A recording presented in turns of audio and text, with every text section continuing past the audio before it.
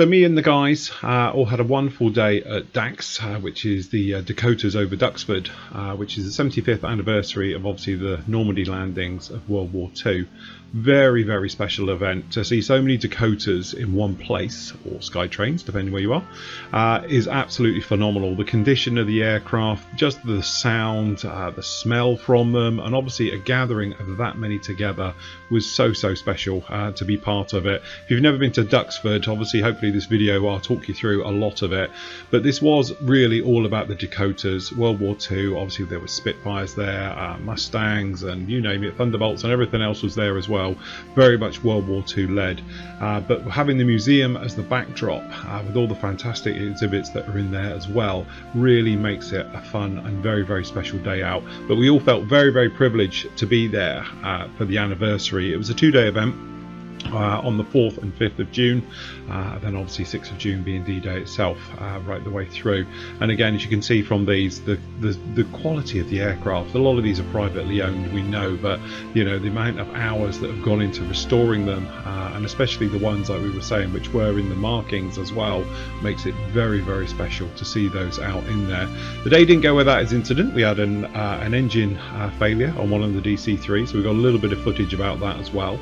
But generally, as you can see, like with the Warbirds as well, very special. The weather played ball pretty much in the morning, very nice. In the afternoon it turned very windy, then it rained, so we all left at that point around about 3:30. But it really was a very special day, and then hopefully you guys who've made it there today, which will be on the 5th, hopefully you'll get a little bit better weather than we had. But basically this video is going to talk you through everywhere. Obviously you've got a little bit of video, and obviously a lot of stills involved with this one, so feel free to pause at any point for your references, things like that.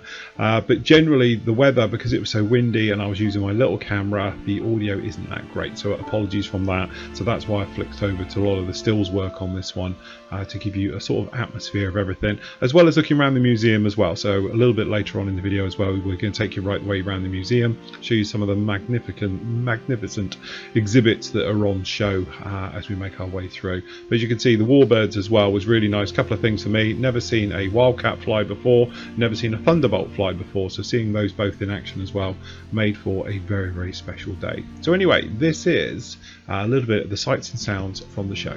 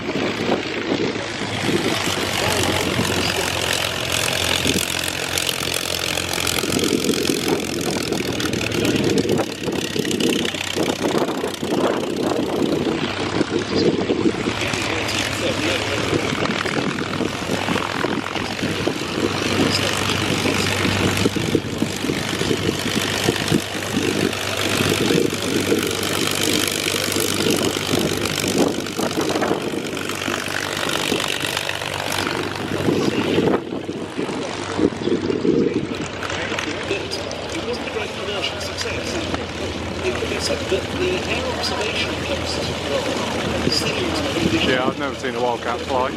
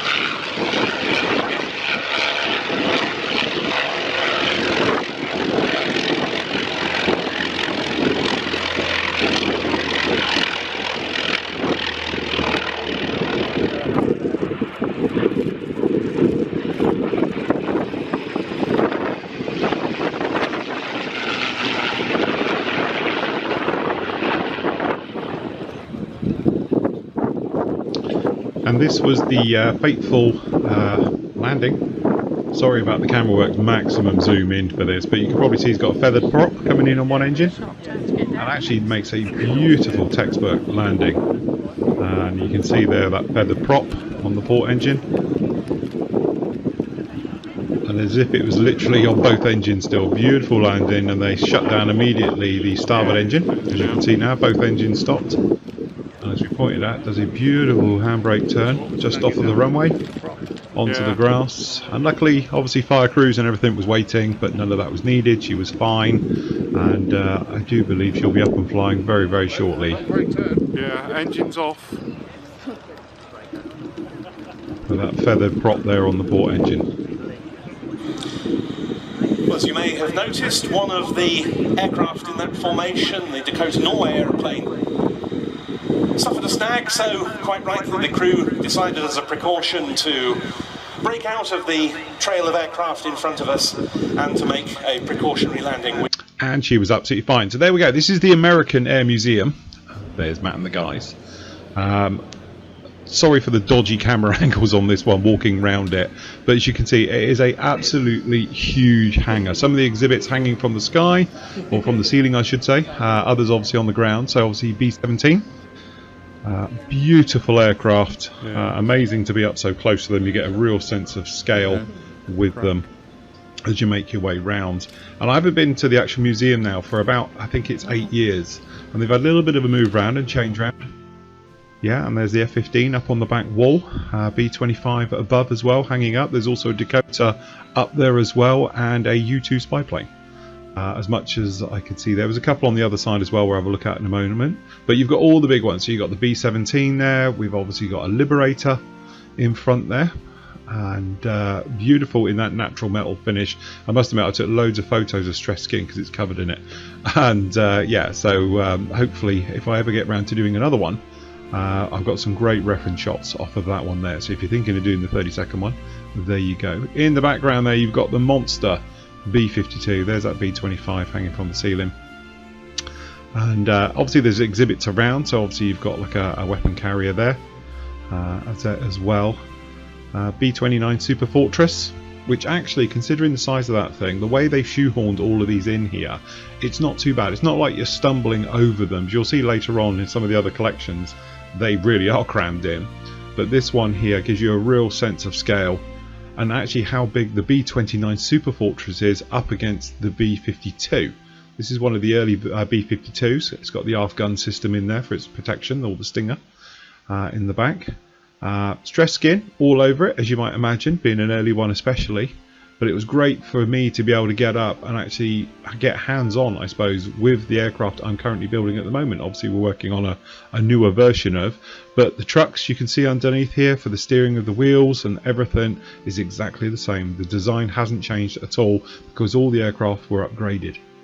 So they all were originally those. There's that F-15 above. It's the A version, I do believe, up there. As we make our way round here, I'll try and give you a brief description. It's interesting to see that how they've changed the colouring on it, but also the riveting. My favourite, obviously being a Huey fanboy, I've got some nice stills of that one as well. A10 hanging from the ceiling there, that's an A type.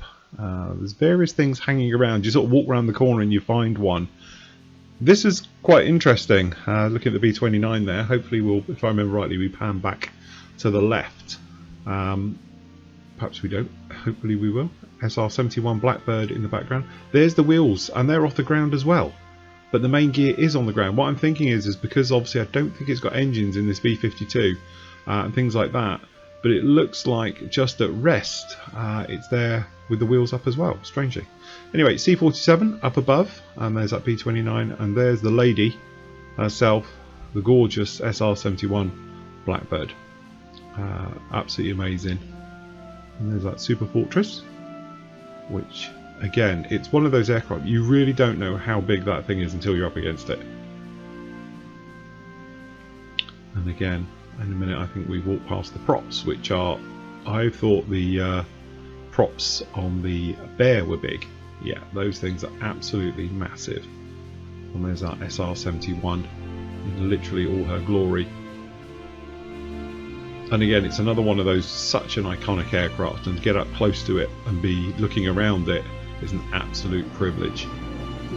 Obviously the engines are out, we've got both the engines sat down next to it, so it gives you a real good sense of those engines and what they do. And also the riveting underneath. Again, I took lots of photos of the fasteners, and a lot of them are done. Poignant, obviously, point here, we've got a piece of actual twin towers for the metal. I mean, to be in a few places around the world, I've seen lots of those bits of metal. It never gets old. It's, yeah, quite a sight to behold, seeing twisted metal like that. Anyway, SR-71, notice the white wheels, and obviously the nose wheel is absolutely shredded to hell on this one. So yeah, and as we make our way up the slope, we get some nice look down shots down on the aircraft as well, of which I've got some stills of those coming up in a moment as you go make your way through. And again, cockpit there of the Blackbird, see the C-47 in the back, and again the size of the Blackbird as well. She's very, very impressive. Again, the camera just doesn't do it sort of justice. I can't remember what that tube is. I've got a feeling it's a bit of old Saddam Hussein's gun. Yeah, that massive gun they built. I think I've seen it in other places as well. Anyway, B-52, very nice with the black and the two-tone top. F-111 in the upper Hayford markings as well, from one of the UK ones. Very nice, but there you go. Gives you a size of that B-52 and how they've actually squeezed them all in here as well. Shout out to the guys I was talking to at the top here. That's why we stopped filming in a minute. I got caught by some members, so great to catch up with those. And we were discussing the Tamiya referenced F4, which actually is an RAF F4, and then been painted up in US markings. There's the A10A,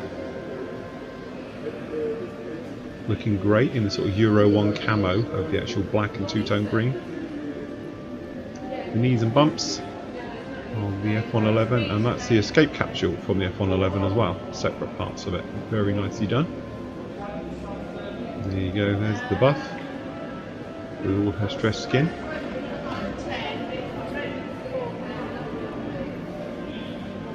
And again, you get an idea of the size of this building. It's absolutely huge, and a nice way to look down on the exhibits as well, which you normally don't see. being able to look over the B-52 there, just like that. And obviously the F-15 in front. That's the F4 we were talking about. Tamiya actually did the reference off of that. So some of the actual patches on the model itself that look like access patches aren't. They're actually a little bit of damage where it's had repairs done, and Tamiya actually moulded them into the surface. So actually it's incorrect, but I love that level of detail to it. It's absolutely fantastic. Some more of the older historical aircraft as well, which I suppose all of these are now, weirdly. Okay, but there's that F4J, which was an RAFJ. Some of the ones that were sent out to the Falklands originally, but obviously donated to the museum and then painted up to look like a Navy version of that one. Again, showing you that the actual B-52 takes up hangar to hangar, side to side, front to back. It is massive, and again, very clever use of space, the way that they've wrapped everything around those giant fuel tanks on the outside. And again, little ambulance down there as well. Again, full of other interesting exhibits. You've got the uniforms, medals, the equipment, various things as well, all around the actual aircraft. And again, good side view there of the Liberator, the Harvard up there, or Texan. And then, yeah, very, very nice indeed. And obviously the back view there of the B-17.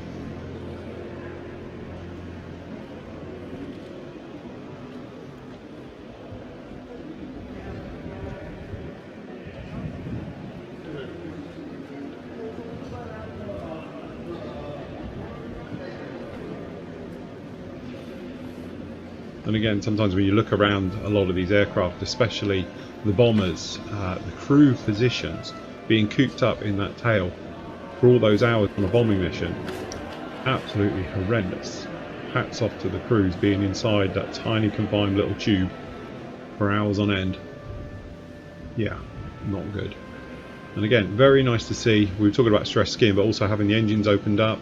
Great reference for the gear, for the engines, all of these areas meticulously restored, which is obviously something the museum does a lot of, and you'll see a lot of that in a moment as we make our way through a lot of the other hangars, for the restoration hangars as well.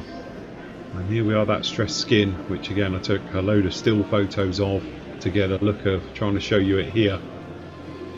As you see, as you make your way round, how ripply they actually are, and actually how much of a feature stressed skin is on pretty much every aircraft, but it's not actually in the modelling world.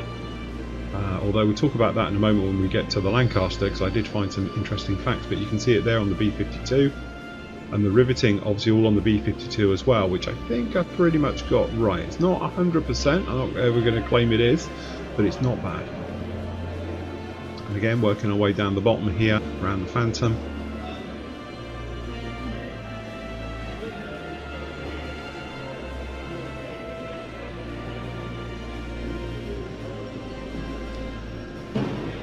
Tears there, all the triple ejector racks as well, great references. Unfortunately you can't climb under. I remember when I was there basically like 8 years ago, I've actually got shots from underneath the F4. I went underneath it because you could then. Now they've got little areas just to keep you away and also stop you walking into it head first. But if you do need some pictures, I'm sure if you speak to the staff around there, they'd be more than happy to guide you for anything you might need. There we go, that's that F-111. Again, detail to the bombs, they've even got the arming wires in them, look, on the fuses.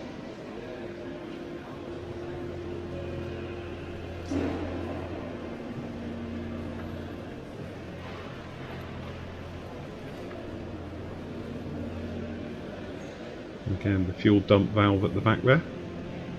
That's what that is. So you ever see the F-111 do the dump and burn, that's where it's coming from.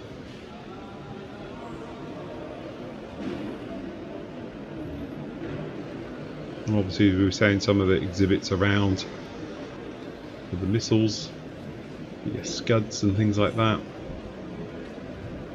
Absolutely fantastic. Again, that's that bit of something. Look into the Huey.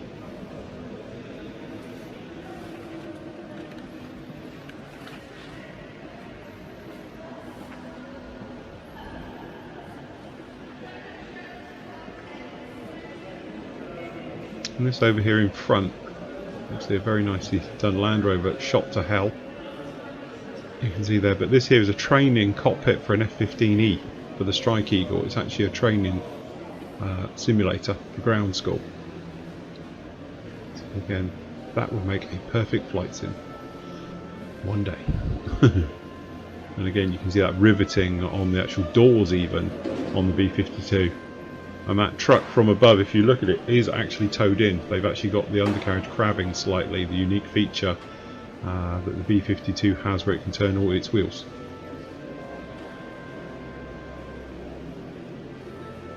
Again, that's me trying to get some thing of the antennas and the various places of where things are.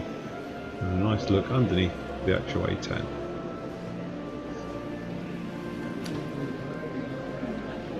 And again, fantastic. So here's some stills from there.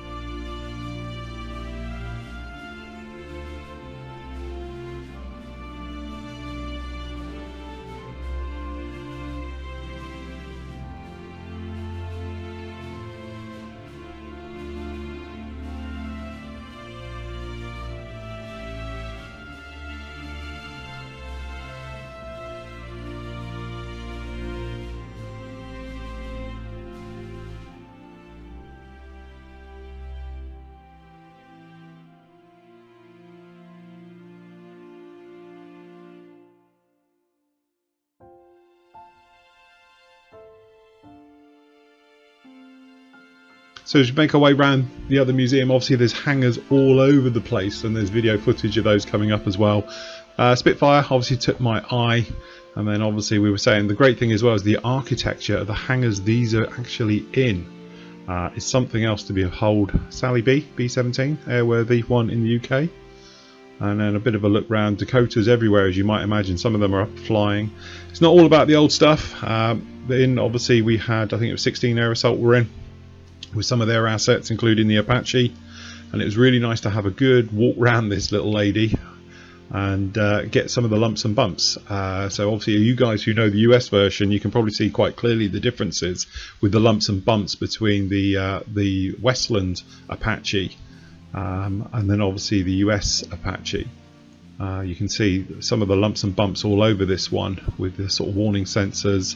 The chaff and flare pods being on one side was interesting that we've figured out, but obviously some nice reference shots, because I'm actually hoping to do an Apache in the future. I'm waiting for someone to bring out a nice 1/35th scale, but as you can see, hopefully you can pause these, use them for your references. This is just me getting carried away with the camera now, shooting away at everything that I think might be useful for a modelling point of view a little bit later on. But also it's the weathering, trying to get a feel for how the weathering is, how it sits, especially that shot there showing the cockpit, that difference with the white areas, with the drab areas, with the blacks and the oils and things like that. And it's a nice look at the pylons and weaponry fit with the actual Apache itself.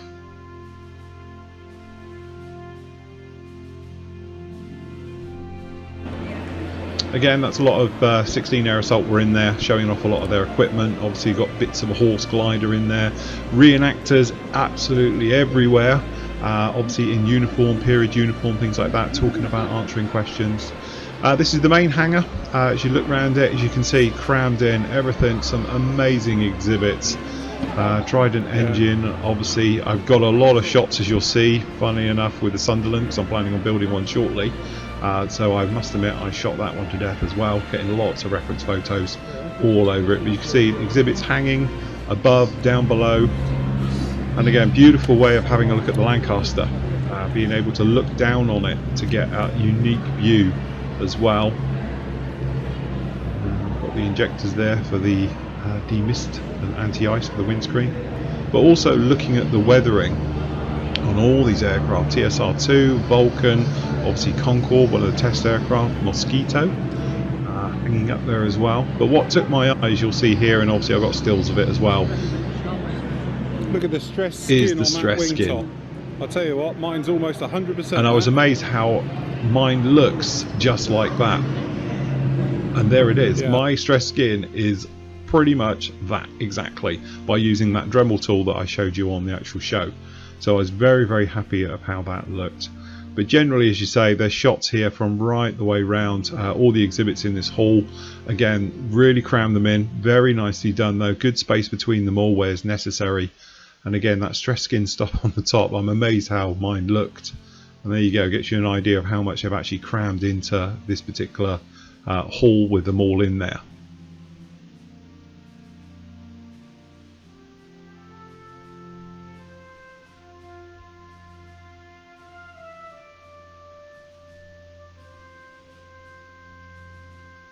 Those are the bomb racks for the actual depth charges or freefall bombs normally that the Sunderland could carry.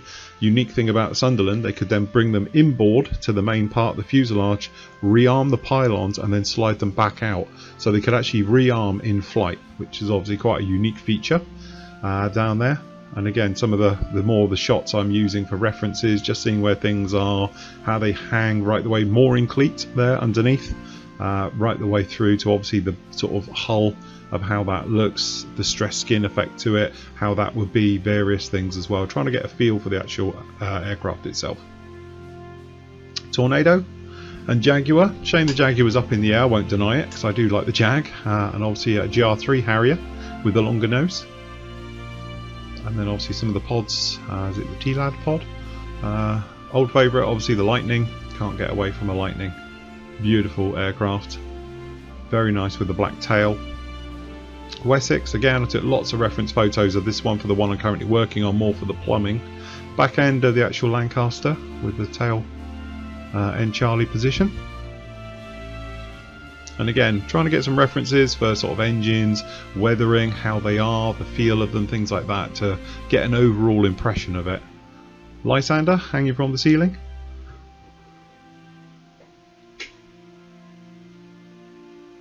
Again, that enormous bomb bay on the Lancaster. That's the 777 Trident, Rolls-Royce Trident engine. A couple of weird guys that I was walking around with.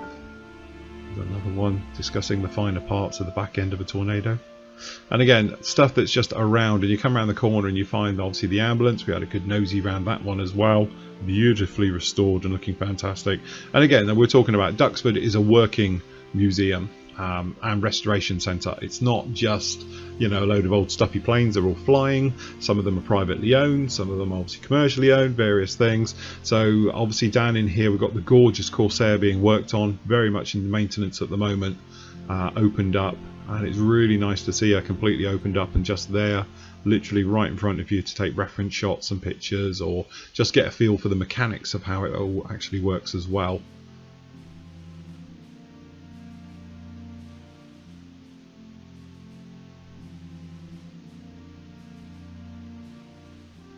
All these aircraft in here are actually airworthy as well, that's why they're all tucked up for the night, so to speak, all being worked on, Spitfires, and obviously some very weird and wonderful aircraft in there as well, all airworthy.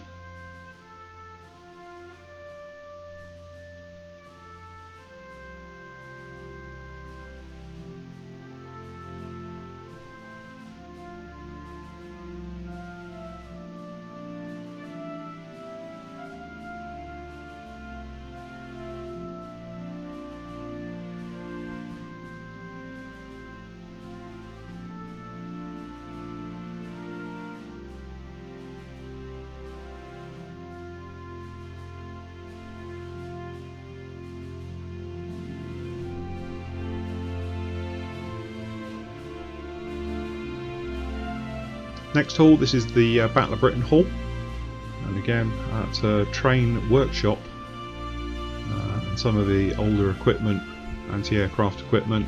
Anybody who's played Battlefield will know that one. And then obviously some of the more of the older aircraft right up to the modern in this particular hall. See the Hurricane,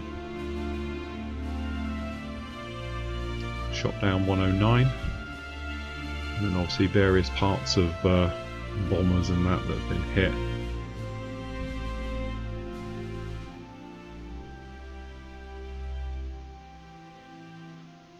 V2 and the launcher as well. Sorry, V1 even, Doodlebug.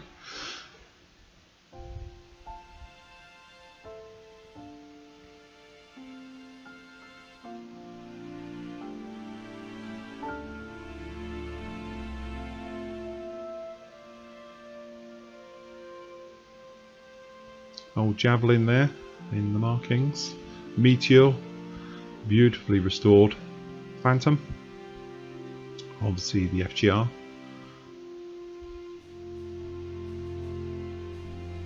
There's the MiG-21.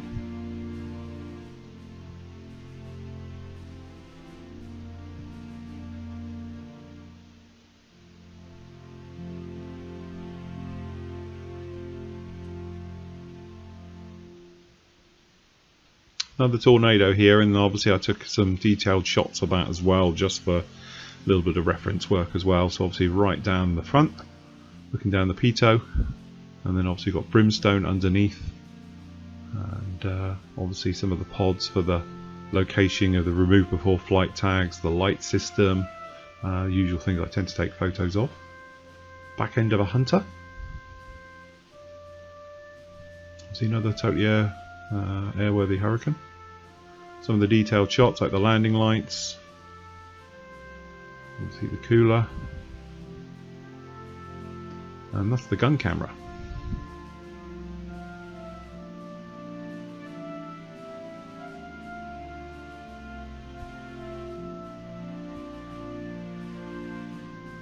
That's the Salamander, if I remember rightly.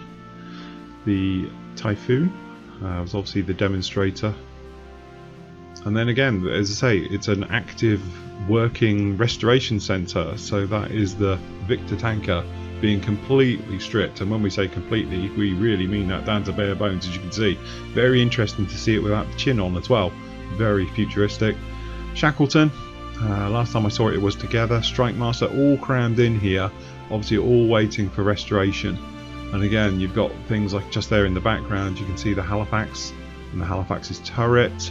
There in the background there's actually a HE-111 Heinkel, and again, very old bus. Interesting one on that one, it was actually used in World War I to ferry troops back and forward from the front line. It was taken out of service and then went back into service. And again, Pucara, there's that bus, and it was used say during World War I and II, and then went back into service as a bus after the war as well, hence its little embellishments. And there you go, a very beautifully looking aircraft. It's not all about aircraft at the museum at Duxford. Obviously got the land warfare area as well. So obviously you've got that section up the back there. Some very nice walk around areas. The D-Day one down the back end as well is very nicely done.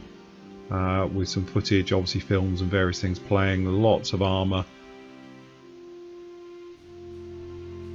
Including in the back corner there, that's the tank from Saving Private Ryan, which was a wooden made up Tiger from a T-55 or whatever it is in there.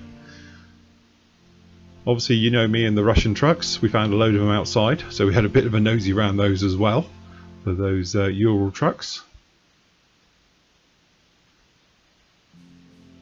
And something a little bit special with the recovery, with the wrecker.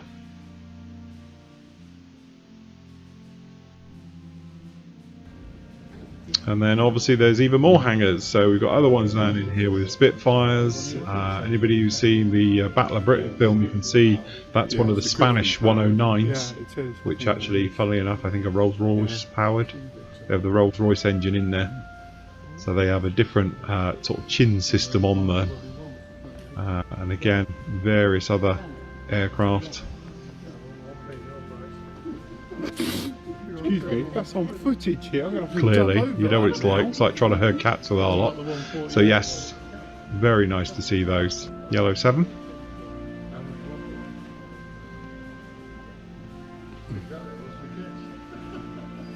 So we've got the Gannet.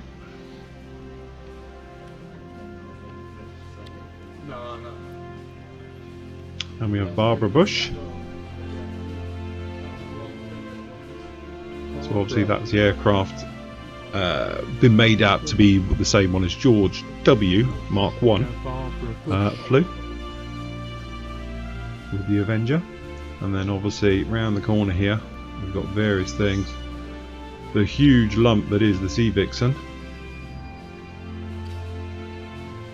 That's the Swift, I think. Pardon? And then we were just saying about the buffing through the paintwork. Gone a little bit too far on that one. Buff through it. And then down the back here we've actually got you say some more of the detailed shots there, as you can see under there, with the wing fold mechanism. Little bits of lumps and bumps, weaponry, mini subs, things like that. Then over here we're working out what it was, and it is a Zero, section of a Zero fighter. So yeah, Something like that.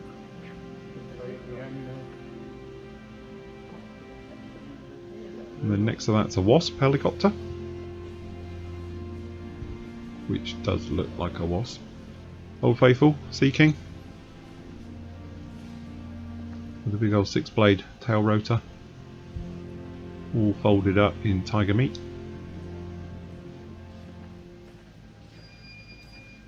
And again, something on this as well, especially just trying to work out riveting, weathering, panels, you know, that type of thing as well. Stressed skin you can see in certain areas, others it doesn't have it. And again, just trying to get some references of what it would be from an overall, not so much a detailed up close, but just as an overall for that type of things we're trying to get it. Good shot there of that sort of hull shaped of the classic lines of the Sea King. Like clean me in the dust. It's very nice you can get right the way around it as well, because the only ones at the oval turn, they're a little bit tight, you can't really get them all in.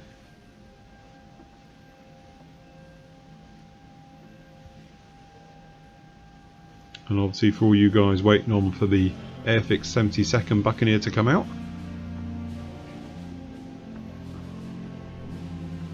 there it is, the lump itself. Only all dreams deliver 48 scale on one day.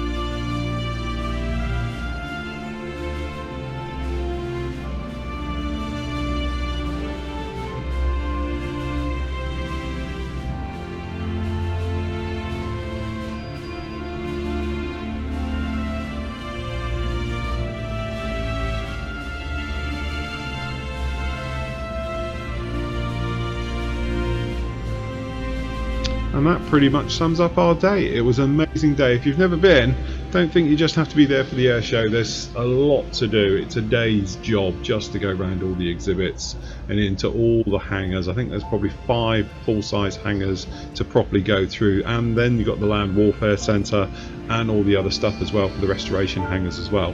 So there is so much to see and do, but really it was all about the Dakotahs. Very, very much a memorable day. Certainly something me and the guys will never forget seeing and being part of. So there we go. Happy modelling, everybody, and take care.